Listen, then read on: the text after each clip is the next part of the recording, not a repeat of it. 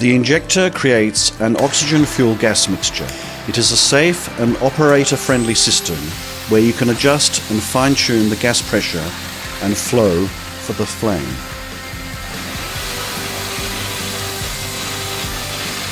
The suction effect indicates proper functioning of the injector. The fast-streaming oxygen sucks the fuel gas by Venturi effect. This is demonstrated by disconnecting the fuel gas valve from the torch. Then the heating oxygen is fully open and the sucking effect can be observed on the fuel gas inlet. The sucking effect can be tested by putting a finger on the fuel gas inlet, and this should be checked by the operator before torch use and also in case of torch malfunction.